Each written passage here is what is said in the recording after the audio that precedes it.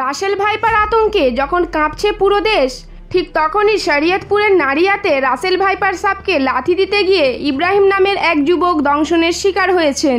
বর্তমানে তিনি সদর হাসপাতালে চিকিৎসা নিচ্ছেন বলে জানা গিয়েছে। মঙ্গলবার দুপুরে বিষয়টি নিশ্চিত করেন সদর হাসপাতালের চিকিৎসক কনকজ্যোতি মণ্ডল। ইব্রাহিম চাঁপাই নবাবগঞ্জ জেলার ভোলাহাট থানার মোহাম্মদ মোখলেসের ছেলে। তিনি পেশায় একজন মহেন্দ্র চালক।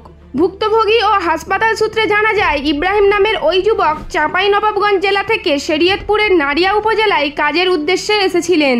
সোমবার রাতে মালিকের বাসায় খাবার খেয়ে নারিয়া ব্রিজ এলাকায় নদীর পাড়ে হাঁটাহাঁটি করছিলেন। এ সময় তিনি একটি রাসেল ভাইপার সাপ দেখলে চিৎকার করে লোকজন জড়ো করেন। পরে সাপটিকে লাথি দিয়ে মারতে গেলে তার পা কামড় দিয়ে বসে সাপটি।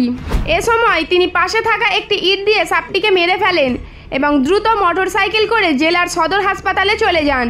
পরে হাসপাতালে চিকিৎসক রক্ত পরীক্ষা নিরীক্ষা করে তার শরীরে বিষ প্রবেশ করেনি বলে জানায়।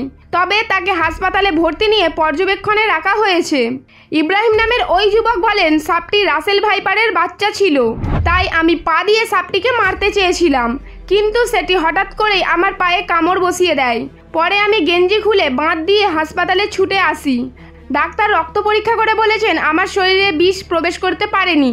সদর হাসপাতালের চিকিৎসক কনকজ্যোতি মণ্ডল বলেন, ওনাকে সাপে কাটার আধা ঘন্টার মধ্যে উনি হাসপাতালে চলে এসেছেন। পরে মোবাইলে একটি ছবি দেখালে বুঝতে পারেন সাপটি রাসেল ভাইপার ছিল। পরীক্ষা নিরীক্ষা করে তার রক্তে কোনো বিষ মেলেনি। তাকে আপাতত পর্যবেক্ষণে রাখা হয়েছে।